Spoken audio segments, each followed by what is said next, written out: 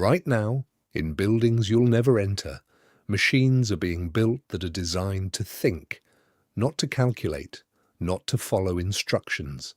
To think, to solve problems no human told them how to solve, and they're getting better at it every single month. Here's a thought that should stop you cold. Every invention in human history, the phone in your hand, the car in your driveway, the screen you're watching this on, was made by a human mind. That has always been the rule. We invent. Everything else is just the thing we invented.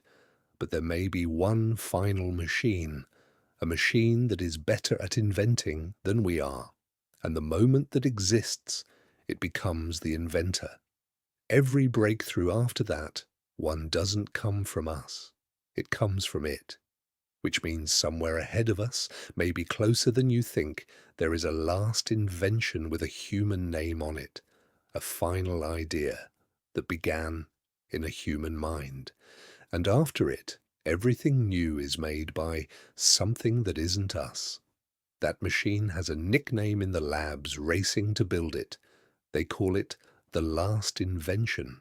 Not because everything stops, because after it, we're no longer the ones doing the inventing. Let's be clear about what's happening because it's easy to wave this away as science fiction. It isn't anymore. The goal of the biggest AI labs on Earth is not a better chatbot. It's not a smarter search engine.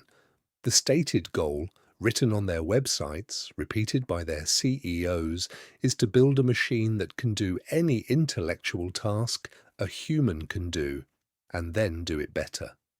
They have a name for it. They're not hiding it. And they are pouring more money into this single goal than most countries spend on their entire military. Think about what any intellectual task actually includes: writing, research, engineering, strategy, and, crucially, designing better machines. Because designing an AI is itself an intellectual task, so the thing they're building, if they succeed, would be capable of improving itself. And that one property changes everything. This is the part most people miss. We're not just building a very smart tool, we're trying to build the last tool we'll ever need to build, because after it, the tool builds the next one.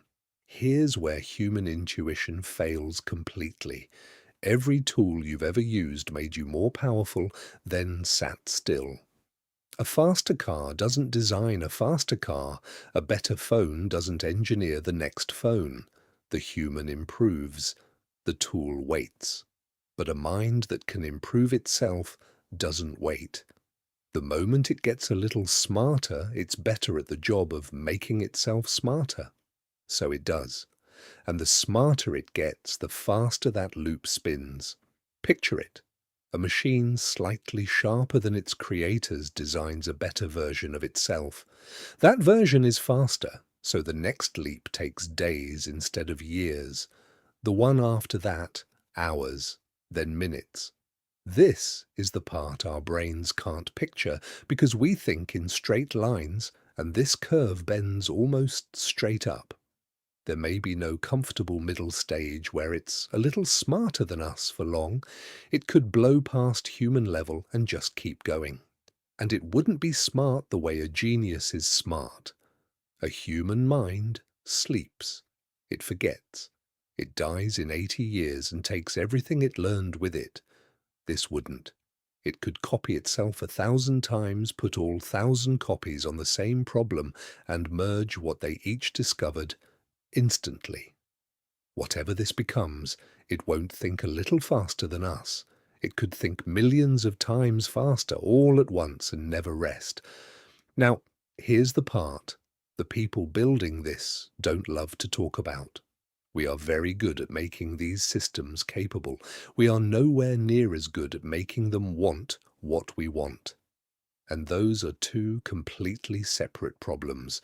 One of them is going great, and the other one isn't solved at all. A machine that outthinks every human alive doesn't need to hate us to be dangerous. It just needs goals that don't perfectly line up with ours. Give a mind like that an objective, and it may chase it in ways no human would ever choose. Not out of cruelty, but because we were never able to specify exactly what we meant, and it was never built to stop and ask. The nightmare was never an army of evil robots. It's quieter and stranger than that. A mind far greater than ours, pursuing a goal we gave it badly, with the power to actually carry it out. And we're building it anyway fast, because whoever finishes first controls the most powerful thing ever made, every breakthrough at once, every market, every weapon. The reward for being first is everything. The reward for being careful is falling behind. That combination, enormous power, almost no incentive to slow down, is exactly the setup you design if you wanted this to go wrong. How close are we? And this is the genuinely unsettling part. Nobody actually knows, and the people who know the most are the most divided. Some serious researchers think a machine like this is decades away. Others, people building these systems right now, today, think it could arrive in years, not centuries, years. And many of the very people racing toward it have publicly said it might be the most dangerous thing humanity ever creates. They're building it anyway, because if they stop, someone else won't. Meanwhile, most of the world is scrolling past it. The single most important thing happening on the planet and its background noise, a headline you swipe away to get to the next video. So, what is the last invention? It isn't a bomb, it isn't a war, it's the thing we were always reaching for, a mind greater than our own, finally switched on. The proudest moment in the history of our species, and possibly the last one that belongs to us. For your entire life and every life before yours, the rule held, humans invent the future. You may be alive for the moment that rule breaks, not in some distant century, in years that have your name on them. And the strangest thought of all is that we might not even feel it happen. There won't be an alarm. One day we're the inventors, the next, quietly. We're just the ones it was built for. And by the time we notice, it may already be the inventor, and we may already be the invention.